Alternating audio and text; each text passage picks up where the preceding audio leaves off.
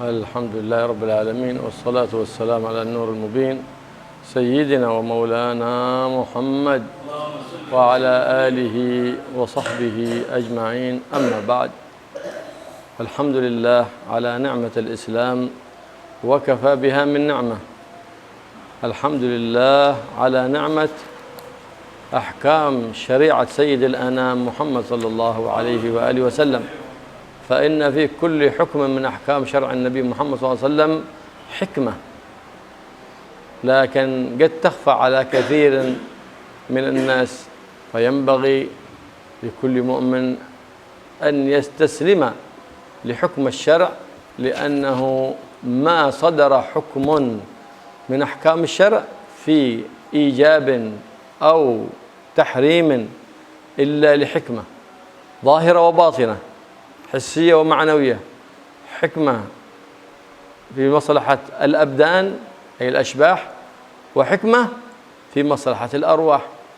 فمن ذلك من أحكام شرع النبي محمد صلى الله عليه وسلم تحريم الربا، فإنه الربا حرام بالإجماع، حرم الله الربا سبحانه وتعالى، بل وحرمته الشرائع كلها الربا. وعلمنا النبي محمد صلى الله عليه وسلم أن الربا من أكل أموال الناس بالباطل، فلهذا حرم الربا. وقال صلى الله عليه وآله وسلم: لعن الله آكل الربا وموكله وشاهده، فموكله وشاهده وآكله ملعون على لسان المصطفى محمد صلى الله عليه وآله وصحبه وسلم. فمن يحب أن يكون كذلك إلا جاهل؟ الله يحفظنا وإياكم من الربا ومن أكل الربا. ولا يتهاون الإنسان، وإن رأى في هذا الزمان كثير من المتساهلين في الربا، لكن يحتاط لأمر دينه، فإن الذي يحتاط لأمر دينه هو الذي يسلم في الدنيا ويسلم في يوم القيامة.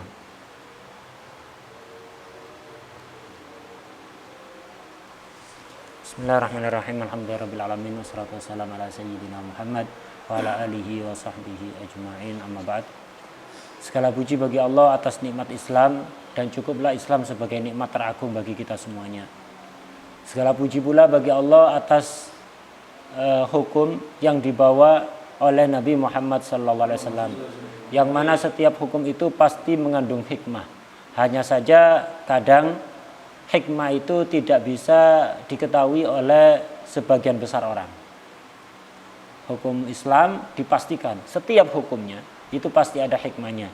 Hanya saja ada yang hikmahnya tampak diketahui oleh semua orang, ada yang hukum hikmahnya samar bagi kebanyakan orang, tapi bukan berarti tidak ada hikmahnya, pasti ada hikmahnya. Karena itu sikap yang benar bagi setiap orang yang mukmin adalah pasrah, taslim kepada semua hukum yang telah ditetapkan oleh Allah dan dibawa oleh Rasulullah SAW. Hikmah itu ada kalanya hikmah untuk badan kita, untuk zahir kita, maupun untuk roh kita, untuk batin kita. Di antara hukum yang dibawa oleh Nabi yang pasti pula ada hikmahnya adalah diharamkannya riba. Riba itu haram menurut kesepakatan seluruh ulama. Bahkan bukan hanya Islam yang mengharamkan riba, semua syariat terdahulu itu juga mengharamkan riba. Riba ini juga masuk pada golongan memakan harta orang lain secara batil. Di dalam pengharaman riba ada salah satu hadis yang menjelaskan bahwa Allah melaknat siapapun yang makan riba, yang memberi makan dengan uang riba, dan yang menyaksikan riba. Yang menyaksikan riba. Tidak ada orang yang kepingin untuk masuk ke dalam laknat Allah kecuali orang yang bodoh. Karena itu kita meminta perlindungan kepada Allah Subhanahu wa taala agar supaya kita dijaga oleh Allah dari riba dan dari orang-orang yang melakukan riba. Kita di dalam menjalankan syariat Islam ini jangan sampai sembrono. Walaupun kebanyakan orang banyak yang sembrono di zaman ini, tapi seorang muslim harus berhati-hati, ihtiyat, karena orang yang ihtiyatlah yang akan selamat di dunia maupun nanti di hari kiamat. وقد آذن الله سبحانه وتعالى من يتعامل بالربا بالحرب والعياذ بالله. فقال الله سبحانه وتعالى قال يا أيها الذين آمنوا اتقوا الله وذروا ما بقي من الربا إن كنتم مؤمنين. ما يتأتى أنك تدعي الإيمان وأنت تتهاون بشريعة النبي محمد صلى الله عليه وآله وسلم، فإن لم تفعلوا ما أصرته بغى مسلم بيصلي بيصوم بغى إلا الربا من باب ولذا كان كافر، فأذنوا بحرب من الله، فأذنوا بحرب من الله ورسوله. فئتان من الناس آذنهم الله بالحرب علنا. الفئة الأولى الذي يؤذي الأولياء ويسب الأولياء، هذا قال من آذى لي وليا فقد آذنته بالحرب، كما في الحديث القدسي قال الله سبحانه من آذى لي وليا فقد آذنته بالحرب. الثاني هو آكل الربا كما قد بينه الله لنا في القرآن فإن لم تفعلوا ما بقي من الربا فأذنوا بحرب من الله ورسوله. إذا كان الله هو محاربك من يفيد من ينصرك؟ من أذله الله فلا ناصر له. وقد جعل الله سبحانه وتعالى حكمة في تحريم الربا في إصلاح الاقتصاد العالمي الكوني كله، نظام من السماء. لو تركوا ذلك كلها البنوك الربوية لزان اقتصاد العالم، فما وقع الاقتصاد في نكسات كما هو مشاهد في هذه الأزمان من تفليس بعض البنوك إلا بمعاملتهم في الربا. والله قد آذنهم بالحرب. فلا تغتر اليوم وإن كان قد بنيت مؤسسات وجمعيات وبنايات وبنوك للربا، فلا تتهاون، هذه معاملات غربية أدخلت على المجتمعات الإسلامية من أعداء الإسلام ليأكل أهل الإسلام الحرام، حتى إذا أكلوا الحرام دعوا الله لم يستجيب لهم دعاء به، لأنهم خالفوا شرع النبي محمد صلى الله عليه وآله وصحبه وسلم. وانظر إلى هذه الآن التي تحصل في هذا الزمان من انتكاسات وتفليس لكثير من البنوك، ما عرفوا الاقتصاد. الإسلام علمنا الاقتصاد، الإسلام دخل في كل مجالات الحياة، سياسة وصحة ودينا واجتماعا في الاجتماعيات. لكن المصيبة كل المصيبة التسييس، هذا هو الخبيث. أما السياسة تدخل في مجالات الحياة، سياسة في العلم، سياسة في التربية، سياسة في التهذيب، سياسة في التعليم، سياسة. لكن التسييس هنا هو بحث عن التحايل على الدين، التحايل على الدين، هذا التسييس هذا. فصار الدين مسيس من هنا، لأن حصلنا نتحايل على الدين. والنبي محمد صلى الله عليه وسلم قال أن حيلة الربا ربا، صرنا نتحايل حتى على الربا نعمل حيلة الربا، وحيلة الربا ربا.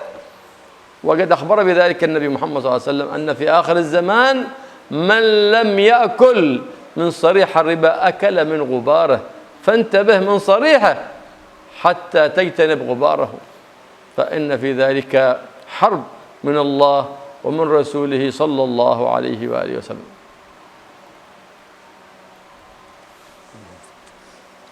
Allah mengumumkan perang kepada siapapun yang melakukan riba. Di dalam Al-Quran Allah berfirman, Ya ayyuhalladzina amanu taqullaha wa dharu ma baqiya minar riba in kuntum mu'minin. Wahai orang-orang yang beriman, bertakwalah kalian kepada Allah dan tinggalkanlah apa yang tersisa dari riba, kalau memang kalian masih memiliki iman. Kalau kalian masih memiliki iman, tinggalkan apa yang tersisa dari perbuatan riba. Meninggalkan riba berarti pertanda masih adanya keimanan. Tapi kalau tetap saja melakukan riba, walaupun dia puasa dan sholat, tanda imannya sudah gak ada. Fa'ilam taf'alu fa'dhanu biharbim minallahi wa rasulih. Jika kalian tidak mau melakukan itu, tetap saja melakukan riba, walaupun tetap sholat, walaupun tetap puasa, tapi melakukan riba, maka umumkanlah perang dari Allah dan Rasulullah sallallahu alaihi wasallam. Kalau sudah perang, Allah mengumumkan perang kepada dia. Jadi musuhnya Allah, siapa yang bisa menolongnya? Ada dua kelompok yang diumumkan perang oleh Allah kepada orang tersebut. Kepada kelompok tersebut. Yang pertama tadi itu orang yang melakukan riba. Dan yang kedua adalah orang yang membenci para wali-wali Allah dan menyakiti para wali-wali Allah. Ini dua orang ini ditantang perang, diumumkan perang oleh Allah. Tidak akan bisa menang perang melawan Allah. Allah menjadikan hikmah di dalam pengharaman riba untuk menjaga keseimbangan ekonomi dunia. Ekonomi global biar seimbang, makanya Allah mengharamkan riba.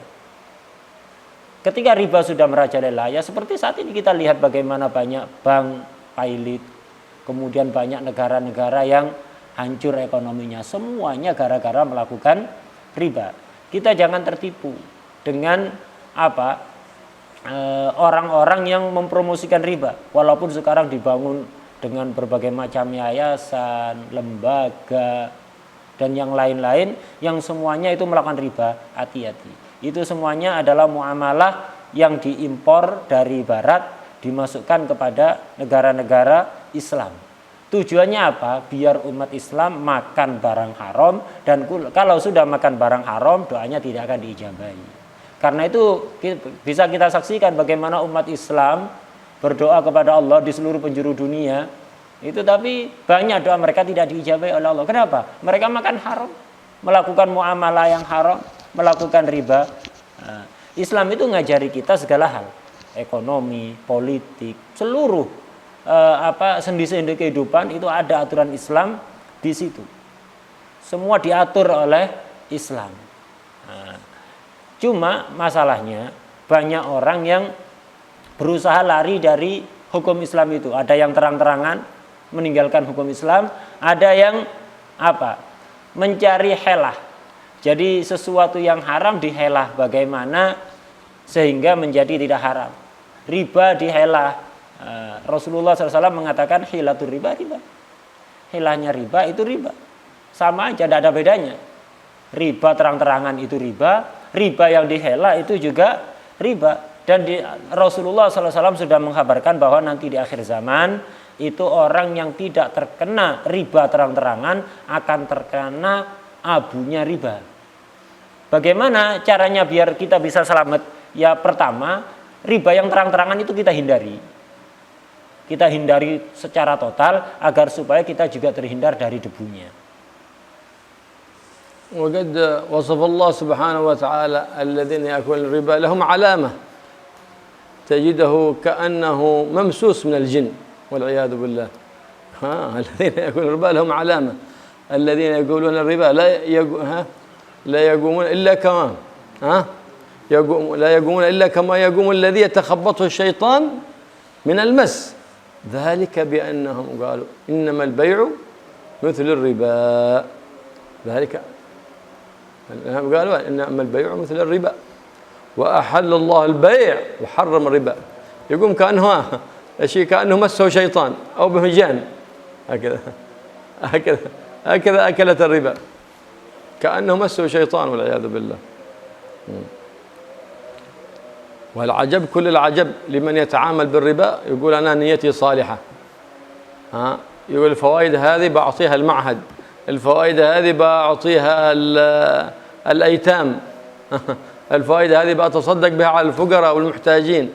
يقول لك الويلات كمطعمة الأيتام من كد فرجها. لك الويلات لا تزني ولا تتصدقي. إيش فايدة امرأة تزني وأجرة الزنا تصدق بها على الأيتام؟ نقول لا صدقتك ما بتكفر هذا الإثم. كذلك إثم الربا، صدقتك بهذا المال ما الله طيب لا يقبله إلا طيبة. تتصدق بحرام أو تبني مسجد أو معهد من مال حرام من الربا فيسمى هذا المعهد الحرام أو المسجد الحرام بعدين بيسمونه والعياذ بالله، نسأل الله العافية والسلام. لكن الشيطان خدع كثير من المناحيس بهذه الحيل فأوقعهم في الربا وهم يضحكون. هذا ناس مضطرين لذلك، كما كان موظف يأخذ ماله من أموال مشبوهة لأنه مضطر أن يأخذ ماله من ذلك المكان. لكن الغير مضطر أين عذره؟ يتعامل بالربا ويفرح بالفائدة الكثيرة والفائدة السريعة والغنى السريع، فابشر بالفقر السريع. الفقر السريع. لكن الله أباح لنا بس بيع والشراء بركة. قال صلى الله عليه وسلم 19 البركة في التجارة، بركة بيع وشراء أونلاين أو غير أونلاين، كل ذلك بركة فيه.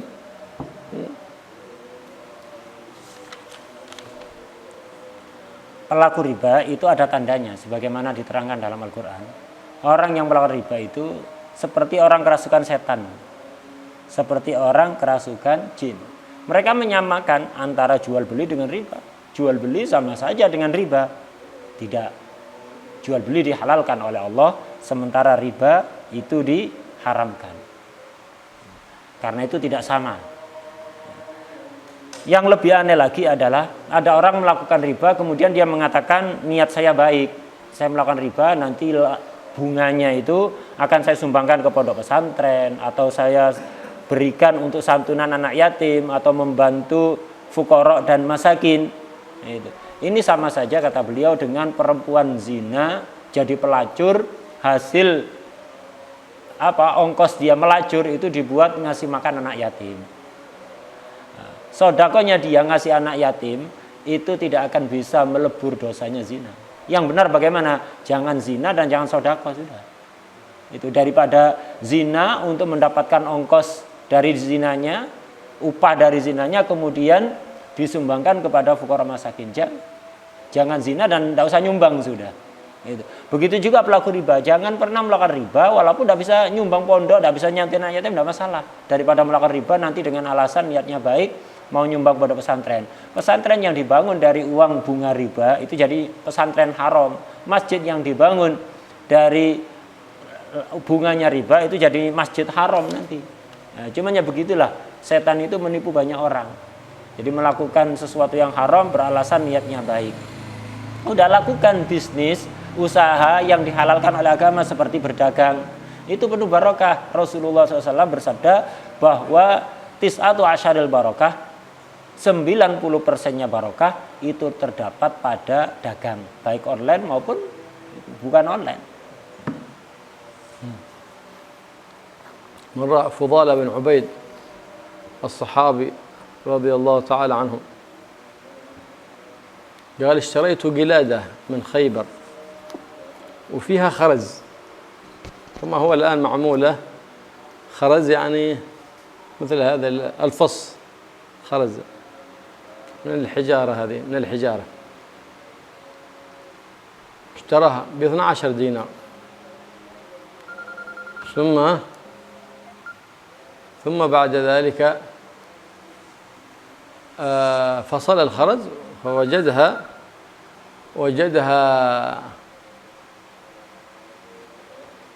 يعني الذهب فيها 9 دنانير والباقي خرز. فأخبر النبي محمد صلى الله عليه وسلم قال حتى تفصل بينه وبينها، ما يصح أن تبيع ذهب وشيء آخر بذهب، هذا قاعد مدة 10 درهم، حرام هذا. هذا حرام، ما يجوز هذا. فقال يا رسول الله أنا اشتريتها هي وياه مرة ملتصقة. قال حتى تميزها. ليه؟ لأنك إذا بعت الذهب بالذهب لابد من حلول وتقابض وتماثل. لابد من حلول وتقابض وتماثل. فضة بفضة لابد من حلول وتقابض وتماثل. رز ورز لابد من حلول وتقابض وتماثل، وهكذا. فإذا لم يكن هناك تقابض أو حلول أو تماثل كان ربا. فإن لم يكن تماثل هذا ربا، كما تبيع 12 دنانير يعني غير مكسرة وب12 دينار أو 11 دينار مكسر، حرام، ربا هذا. أو كما يفعل الآن حتى الصغار والأطفال يتعاملون بالربا. يأتي بيشيل بغى 100,000 أبو 5 أو أبو 10 يجي له ب110 جديدة، عرفت؟ ويعطيه 100 قديمة، أو 1,100,000 قديمة يأخذ بدلها 1,000,000 جديدة، أوراق جديدة. هذا حرام من الربا، هذا حرام، ما يجوز هذا. من أخبرهم بذلك؟ لابد من تماثل. وإلا فإنك إذا قال أنا محتاج، أنا مضطر، أنا يوم العيد اليوم أنا عيد عندي، أنا بقسم أبو 10 أو أبو 20، نقول تمام، إذن أعطيه هذا 1,000,000 القديم وخذ 1,000,000 جديد، ثم أعطيه هذه 100 أو 200 هدية منك، هدية. ليش بغيت إلا طريق الربا؟ أنت تنزع البركة من مالك وتنزع البركة من عمرك وتدخل الظلمة على مالك وعلى بيتك والعياذ بالله. كما يفعل بعض الناس الآن كثير فيما في تقابض، يشتري الذهب للزواج أو نحو ذلك، يشتري الذهب بكم؟ يقول هذا ب100 مليون، بس بأسدد لك بعد الزواج، بعد شهر أو بعد شهر أو بعد شهرين. هذا ربا، لأنك بتشتري ذهب لابد من حلول وتقابض وتماثل. هنا في تقابض، لكن الثمن في الذمة، هذا ما يجوز. ولنهرب من هذه أنا مضطر، أنا بأتزوج، ما عندي مال، نقول لا بأس. يمكن لهذا الذي يبي يكون عنده شيء من الفقه، يقول خذ هذا، كم قيمة الذهب؟ 100 مليون، خذ هذه 100 مليون قرضة لك لله تعالى، اشتري مني الذهب الآن بكم؟ 100 مليون هذا. فسلمتنا المال بقيمة الذهب، صار الآن الفلوس هذه قرضة، ما هو قيمة الذهب، وصرت الآن حلال بسيط. أنت إذا ما بغيت الحرام بسيط، لكن المصيبة لما أن الإنسان ما يسأل، أو بعد ما يقع في الحرام يسأل. ليه ما تسأل قبل أن تقع في الحرام؟ اسأل حتى لا تقع في الحرام، فإن إثم الربا عظيم بنص القرآن، ما هو على مذهب الشافعي ولا مالك، لا، عند مذهب محمد صلى الله عليه وسلم بنص القرآن ونص السنة، سنة النبي محمد صلى الله عليه وعلى آله وصحبه وسلم. Riba ini sekali lagi hukumnya haram. Ini syariat Rasulullah Sallallahu Alaihi Wasallam. Jadi walaupun kita tidak tahu hikmahnya kenapa diharamkan, tetap harus kita patuhi. Kadang-kadang memang bentuk muamalah riba, bentuk muamalah yang dibenarkan oleh agama itu terkesan tidak ada perbedaannya. Kadang-kadang begitu. Tapi kalau sudah agama mengatakan yang ini haram, yang ini halal, sudah patuhi saja. Yang haram tinggalkan, yang halal lakukan. Walaupun apa sih bedanya begini kok ribet amat, udah patuhi, kita tidak tahu hikmahnya. Nah, ini ada cerita dulu di zaman Rasulullah SAW. Ada seorang sahabat namanya Sayyidina Fudalah bin Ubaid radhiyallahu taala anhu. Beliau beli kalung dari Khaybar, beli kalung. Yang kalung itu ada emasnya, ada batu-batu mulia, ada batu-batuan kayak akik atau yang lain itu. Kalung itu isinya 9 dinar emas plus batu-batu yang lain. Jadi kalung itu isinya emas dan dicampur dengan batu-batu yang lain, batu mulia atau apa. Nah, itu. Jadi emasnya totalnya ada 9 dinar, kemudian ada batu-batu yang lain.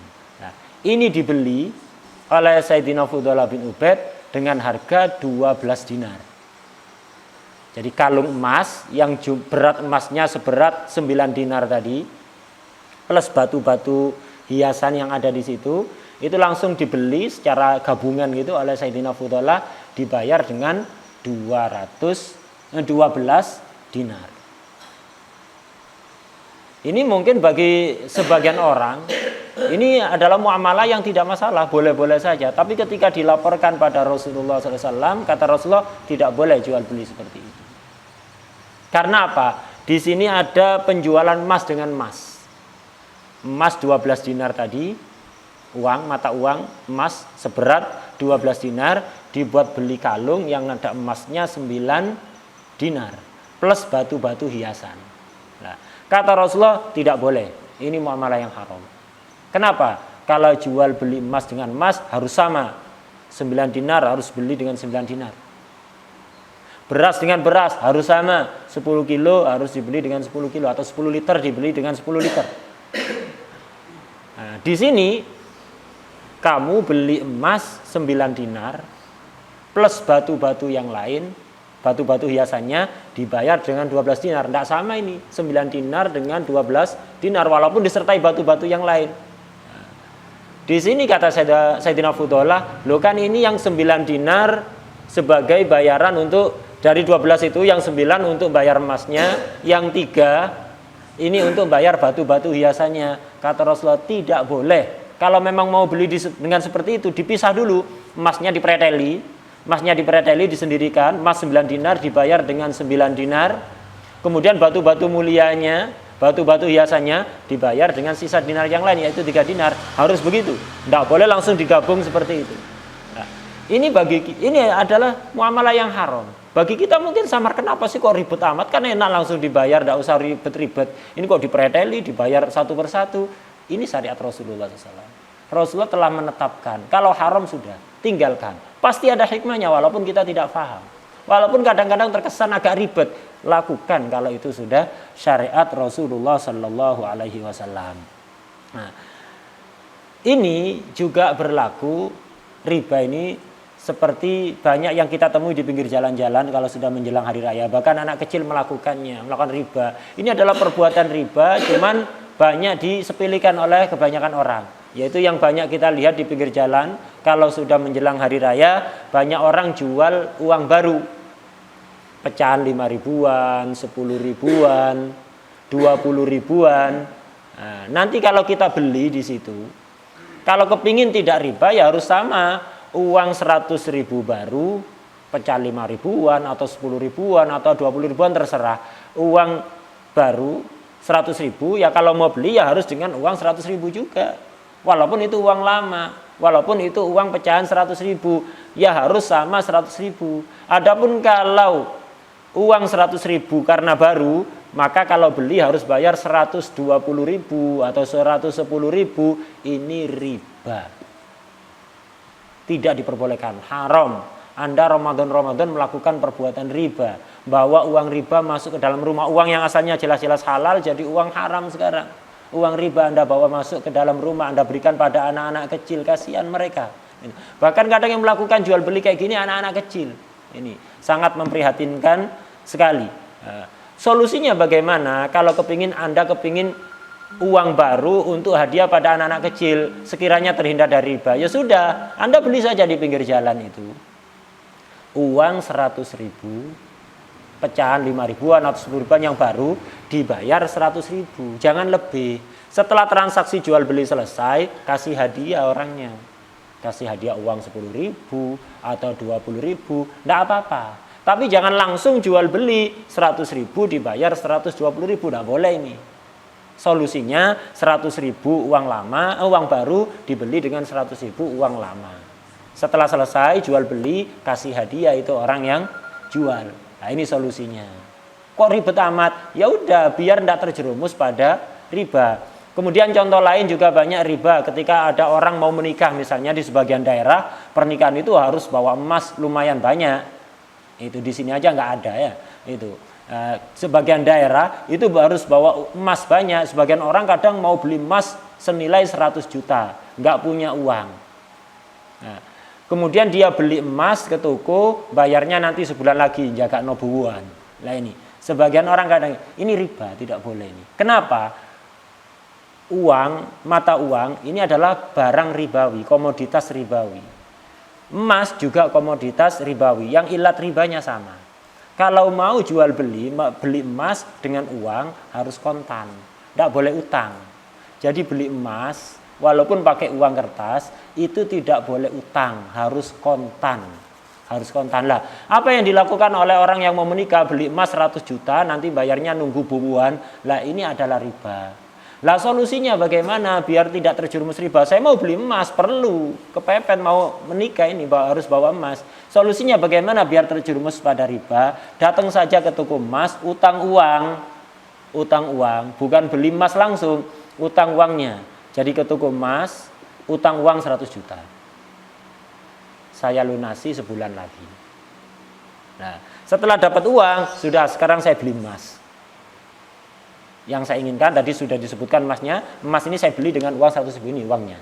Uang yang utang dari toko tadi dibayarkan lagi. Saya beli emas ini dengan 100 juta. Udah, sebulan lagi tinggal melunasi utang uang 100 juta. Terhindar dari riba. Lah ini dengan cara sedikit asal mau naiknya kita bisa terhindar dari riba. Tapi kadang sebagian orang enggak mau bertanya atau enggak mau ribet, enggak mau repot sedikit aja enggak mau. Atau ya gitu, enggak peduli pada agama, melakukan, setelah melakukan baru nanya. Keliru, nanya dulu baru lakukan. الربوي إذا بيع بجنسه لا بد من الحلول والتقابض والتماثل، فإذا كان بغير جنسه لا بأس بالتفاضل ولا بد من الحلول والتقابض. لا بد من الحلول والتقابض. مثال بيبيع هذا والنبي صلى الله عليه وسلم يقول لا تبيع الذهب بالذهب والفضة بالفضة إلا مثلا بمثل سواء بسواء. إذا كان من جنس. أما إذا كان ببيع فضة بذهب فلا بأس بالتفاضل. فلا بأس بالتفاضل. وهذه العملات اليوم من الريال أو الروبية الدولار هذه راجت مراج الذهب والفضة في هذا الزمان، فأعطيت أحكامها في وجوب الزكاة فيها، في حصول الربا في التعامل فيها. فلو كان اختلفت العملة مثال روبية ودولار أو ريال ودولار فهنا لابد من حلول التقابض ولا بأس بالتفاضل. من يبيع مليون دولار بمليون روبية؟ ما حب يعطي هذا. فإنها راجت مراجها لأن مقابلها هناك في البنك المركزي يقابل بالذهب، فكأنها من جنس، فلا بد من حلول وتقابض ولا بأس هنا بالتفاضل، لأن الروبية تقصر عن الدولار، الريال يقصر عن الدولار. من بيبيع مليون ريال أو مليون روبية بمليون دولار؟ ما أحد. هنا لا بأس بالتفاضل، لكن لما يكون من جنس واحد بتبيع روبية بروبية، مليون روبية بمليون روبية، مليون روبية بمليون ومئة، هذا حرام ربا ولا يجوز. ولا يجوز بذلك. فالله يحفظنا وإياكم من الربا ومن أكل الربا ومن أهل الربا، ولا يجعلنا من أولئك. وقد الإنسان يتوظف في ذلك ويكتب، فالنبي صلى الله عليه وسلم لعن ذلك الكاتب ولا موظف مسكين في بنك ربوي ملعون بنص الحديث النبي محمد على لسان النبي محمد صلى الله عليه وسلم، لأنه يوفق بين هذا وهذا. الذي يعطي الربا والذي يستلم الربا ملعون على لسان النبي محمد صلى الله عليه وسلم. كل ذلك أولئك داخلون في اللعن والعياذ بالله. وعلى إيش؟ رزق فيه لعن الله، لعن من الله ولعن من رسول الله. إذن رزق لا بركة فيه وآخره الفقر. إن لم يحصل في حياتك فيحصل في أولادك بعد مماتك، ثم يذهب البركة في المال، يذهب البركة من العيال أبدا. وللأسف اليوم أولاد صغار يعملون في الربا، يعلموا خذ هذا المليون يأخذ مليون ومئة مشان العيد يفرح الصغار. هذا ما هو تفريح، هذا تغضب الجبار وتخرج عن شرع المختار محمد صلى الله عليه وسلم. فالله يجعلنا وإياكم من الممتثلين لأوامر النبي محمد صلى الله عليه وسلم، والقائمين على شرع النبي محمد صلى الله عليه وآله وسلم، المحيين لسنة النبي محمد صلى الله عليه وسلم في عافية وسلام، وجد من الحرام أينما كان وحيث كان وعند من كان يا رب العالمين. ويجعل في طعامنا ولا في شرابنا ولا في مالنا شيء من الحرام ولا شيء من الربا، ويجربنا الربا وغبار الربا وأهل الربا، ويجعل كل ما يدخل علينا رزقا واسعا لا يعذبنا عليه، رزقا طيبا مباركا يرضي عنا ربنا ويرضي عنا نبينا محمد صلى الله عليه وآله وسلم، وأشغل الظالمين بالظالمين وأخرجنا منهم سالمين بجاه النبي محمد الرؤوف الرحيم يا رحمن يا رحيم. وصلى الله على سيدنا محمد النبي الأمي وآله وصحبه وسلم، والحمد لله رب العالمين. Di dalam Islam itu ada yang namanya komoditas ribawi. Barang yang di situ berpotensi riba. Komoditas ribawi. Yaitu makanan, semua jenis makanan. Kemudian emas, perak, dan juga mata uang untuk zaman ini. Uang kertas untuk zaman ini. Ini adalah komoditas ribawi. Ini kalau tidak tahu cara bermuamalahnya bisa menjerumuskan kita ke dalam riba waliyadzubillah. Komoditas ribawi kalau mau ditukar dengan sesama komoditas ribawi dilihat jenisnya sama apa enggak. Kalau jenisnya sama, misalnya emas mau ditukar dengan emas, perak mau ditukar dengan perak, beras dengan beras, rupiah dengan rupiah, dolar dengan dolar. Ini sesama jenis. Maka kalau mau ditukar, biar tidak terjerumus riba, harus memenuhi 3 syarat. Yaitu harus sama. 10.000 ya dengan 10.000. 1 kilo ya 1 kilo. 1 gram ya 1 gram. Kemudian harus kontan, tidak boleh utang. Kemudian yang ketiga harus serah terima di tempat transaksi. Jangan pisah baru serah terima. Serah terima ada di tempat. Nah, ini kalau sejenis. Kalau beda jenis, misal beras mau ditukar dengan jagung, emas mau ditukar dengan perak, rupiah mau ditukar dengan dolar. Nah, beda jenis ini. Rupiah dengan dolar beda jenisnya. Maka harus kontan, tidak boleh utang. Kemudian harus serah terima di tempat. Beda, tidak masalah. 1 dolar dibeli dengan 15.000 misalnya. Enggak ada yang mau 1 dolar ditukar dengan 1 rupiah. Nah ini, 1 dolar dengan 15.000, tidak ada masalah. 1 gram emas dibeli dengan misalnya 50 gram perak, tidak masalah. 2 kilo jagung ditukar dengan 1 kilo beras, tidak masalah. Ini karena beda jenis, tidak harus sama, tapi harus kontan dan serah terima ada di tempat. Nah, itu. Karena itu perlu diperhatikan ini. Tukar menukar uang yang marak di menjelang hari raya ini hati-hati. Jadi kalau rupiah tukar rupiah, walaupun yang satu baru, yang satu uang lama. Yang satu pecah 5 ribuan, yang satu 100.000. Ini semuanya sejenis. Jadi kalau tukar menukar harus sama, 100.000 ya tukar 100.000. Jangan kita kemudian 100.000 dibayar dengan 110.000. Kadang-kadang nyuruh anak kecil kita, anak kecil sudah diajari riba. Kemudian anak kecil hari raya datang disangoni uang hasil jual beli riba. Ini bukan menyenangkan anak kecil ini, tapi mendatangkan murka Allah kepada kita semuanya. Karena itu hati-hati. Kita memohon kepada Allah Subhanahu wa taala agar supaya kita dihindarkan dari riba dan semua orang yang berkecimpung di dalam riba. Kenapa? Yang dilaknat oleh Allah itu tidak hanya pelaku ribanya, tapi semua yang berkecimpung menjadi pegawai di lembaga keuangan riba itu semuanya kena laknat yang sama.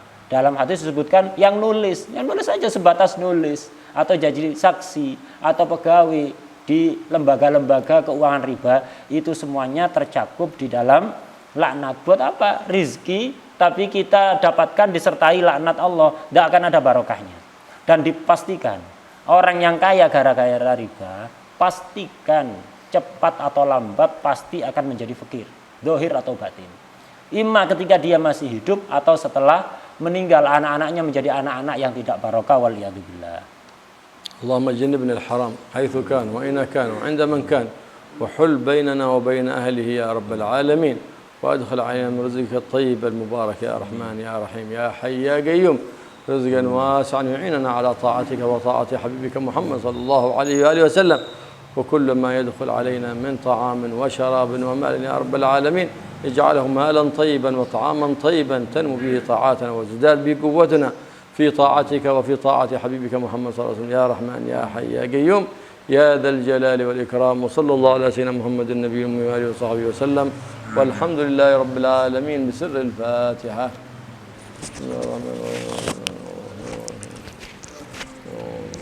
الضالين آمين. ربنا تقبل منا تب علينا وكل يا الله يا قريب يا مجيب يا مغفر يا اول ولي اخر يا ذا القوة يا رب ارحمنا مثل الحاضر والناظر والسامع ومن حاضر برحمة عند غنى بعم من سواك وصلى الله على سيدنا وصحبه وسلم والحمد لله رب العالمين.